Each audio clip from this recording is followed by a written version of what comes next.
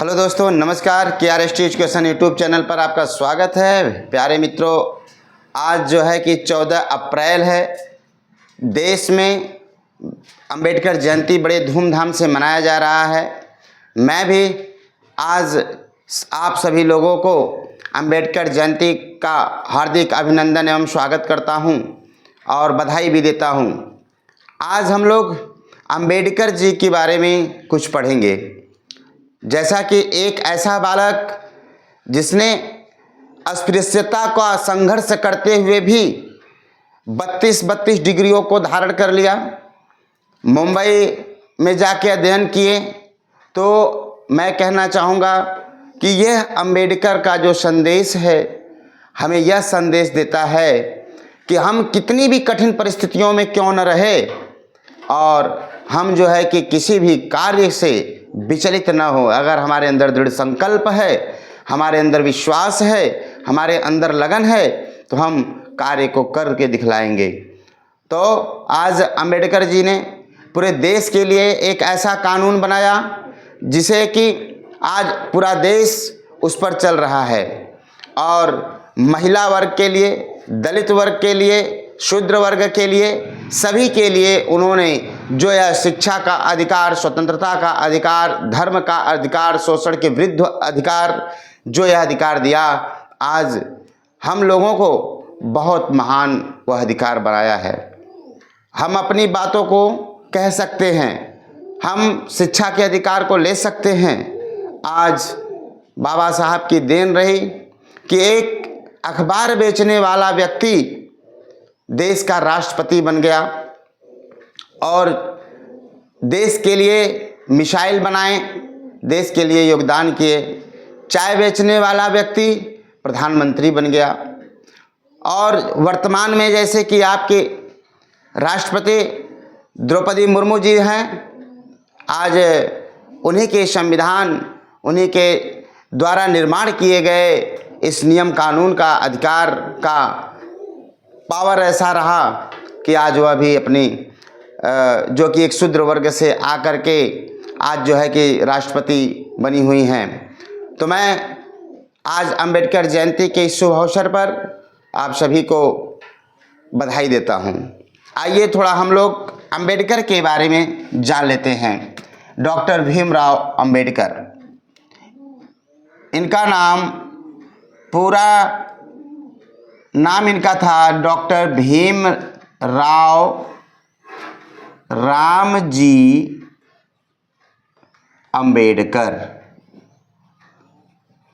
इनका पूरा नाम भीमराव रामजी अंबेडकर था। इन्हें भारत निर्माता,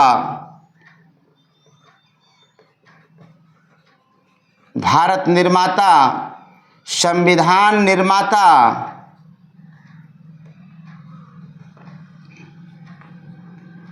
भारत रत्न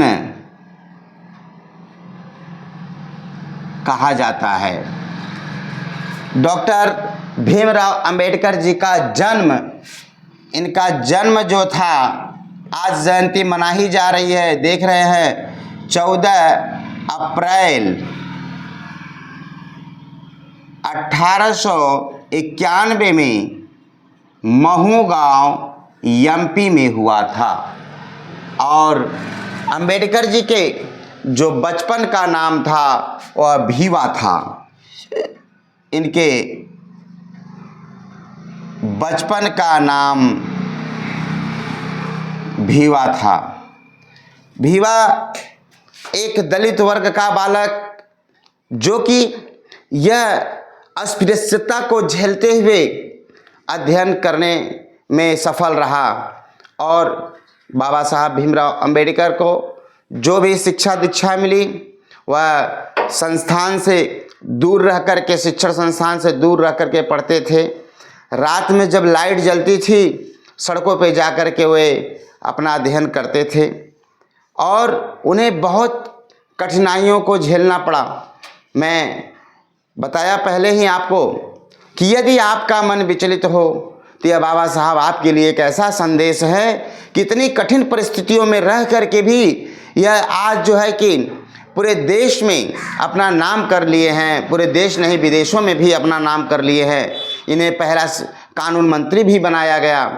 तो कहने का मतलब, आप यदि आप अपने से विचलित होते हैं तो आप यह ज़रूर देखें, कुछ ऐसे जिन लोगों ने अपने देश के लिए इतना योगदान दिया, किन किन परिस्थितियों से झेला, उसको ज़रूर पढ़े। आइए अब देखते हैं इनका नाम देखिए कैसा। बचपन का नाम भीमा था और इनके जो माता का नाम भीमा और पिता का नाम राम जी, और इनके जो गुरु थे वे अंबेडकर थे। ये एक ब्राह्मण थे। कहने का मतलब कि इन्होंने अपने नाम में अपने माता पिता और अपने गुरु को रखा, क्योंकि कहा जाता है कि पहली जो शिक्षा होती है माता पिता के द्वारा दी जाती है, और आपकी जो दूसरी शिक्षा होती है विद्यालय की शिक्षा, वह एक गुरु के द्वारा दी जाती है। तो गुरु के द्वारा दिए गए शिक्षा को ये अंबेडकर जी ने अपना नाम लगाया, अंत में क्या रखा, भीमराव राम जी अंबेडकर, अपना पूरा नाम रखे। और इनकी जो पहली विवाह थी महज 15 वर्ष के उम्र में, अर्थात 1906 में इनकी पहली शादी कर दी गई। और अंबेडकर जी की शादी के बाद उनकी बीवी का मृत्यु हुआ। फिर अंबेडकर जी अपने पठन पाठन में लगे रहे। अंबेडकर जी ने लगभग 32 डिग्रियां हासिल की थी। 32 डिग्री को उन्होंने हासिल किया था। पहली बार जब यूनिवर्सिटी ऑफ बॉम्बे में जा कर के अपना बीए में उन्होंने एडमिशन लिया तो पूरा तहलका मच गया कि पहला दलित वर्ग का बालक जो था यूनिवर्सिटी ऑफ बॉम्बे में जा कर के बीए में एडमिशन लिया। तो अंबेडकर जी ने बीए किया, एमए किया और इसके बाद पीएचडी किया, इसके बाद डीएससी किया, डॉक्टर ऑफ साइंस, और इसके बाद उन्होंने लॉ की बैरिस्टर की पढ़ाई उन्होंने किया। सब कुछ झेलते हुए बाबा साहब ने इतने अधिकार को लिया।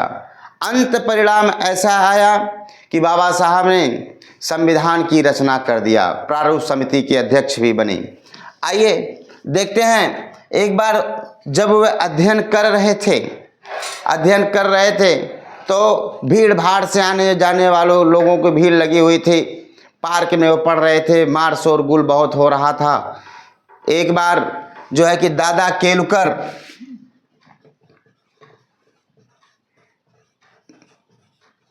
केलकर जो थे, उन्होंने अपने द्वारा लिखित बौद्ध धर्म की एक पुस्तक उनको दे दिया पढ़ने के लिए। वो देखे कि 3 दिन से बालक एकदम शांति स्वभाव में बैठ करके अध्ययन कर रहा है। उनको लगा कि ये बालक अध्ययन करना चाहता है। उन्होंने कहा कि बेटा तुम इतने भीड़ भाड़ में पढ़ते हो, तुम्हें डिस्टर्ब नहीं होता है? उन्होंने कहा कि गुरुवर, यदि अपनी मंजिल को हासिल करना है तो हमें भीड़ भाड़ से कोई लेना देना नहीं है। हम अपने माइंड को कंसंट्रेट करके रखे हुए हैं, हमें किसी से कोई मतलब नहीं है। इस बात से दादा केलकर ने जो है कि बहुत प्रसन्न हुए और उन्हें बौद्ध धर्म की एक पुस्तक थमा दी। बौद्ध धर्म का अध्ययन करने के बाद, अच्छा ये तो बात रही यहाँ तक। डिग्री लेने के बाद जब उनका नाम हुआ चौतरफा, चारों तरफ नाम होने लगा, तो उनसे उनकी दूसरी शादी हुई। तब दूसरी शादी, ये दादा केलकर ये बौद्ध धर्म गुरु थे ये इनके, और उनकी दूसरी शादी तब हुई। दूसरी शादी जब हुई उनकी, वह ब्राह्मण की लड़की थी डॉक्टर शारदा से उनकी दूसरी शादी हुई। लेकिन विवाह के बाद उनका नाम बदल करके सविता अंबेडकर रख दिया गया। सविता अंबेडकर इनका नाम रख दिया गया। आइए फिर चलते हैं बौद्ध धर्म वाले में। कहते हैं कि जब इन्हें बौद्ध धर्म का पढ़ने के बाद अच्छा ज्ञान हुआ, अच्छी उनको ज्ञान की प्राप्ति हुई, तो ये बाबा साहब जो है इन्होंने इस छुआछूत, इस तरह के अन्य तमाम शोषणों को देखते हुए इन्होंने अपना जो है कि धर्म को परिवर्तन कर लिया। वो 1956 में बौद्ध धर्म को अपना लिया।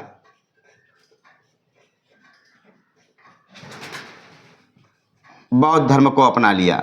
इनके साथ साथ 5 लाख लोगों ने इस धर्म को अपनाया। 5 लाख लोगों ने भी इस धर्म को अपनाया और आज अंबेडकर साहब ने अपने इस कड़ी मेहनत से भारत का निर्माण किया, भारत के नियमों का निर्माण किया, जिसे हमें शिक्षा का अधिकार मिला। और हम आज शिक्षा के रूप में आपको भी शिक्षा दे रहे हैं, शिक्षा ग्रहण कर रहे हैं। अन्यथा शिक्षा कौन लेता ये कोई नहीं जानता था कि कौन किसको अधिकार मिल पाता। आज भी हमारे देश का विकास नहीं हो पाता। आइए अब देखते हैं संपूर्ण संविधान जो था उन्होंने कड़ी मेहनत के साथ उन्होंने अपने संविधान में 22 भाग, 12 अनुसूची और 395 अनुच्छेद लिखा। इन्होंने एक संविधान की बुक को बनाया, जैसा कि आज उन्हीं के आधार पर यह पूरा भारत चल रहा है। तो मैं ऐसे महानुभाव को, ऐसे महान व्यक्ति को नमन करता हूँ जिन्होंने हमारे अधिकारों को हमें बताया, हमें उसकी जानकारी दिया। बस आज के लिए इतना ही। जय भीम, जय भारत।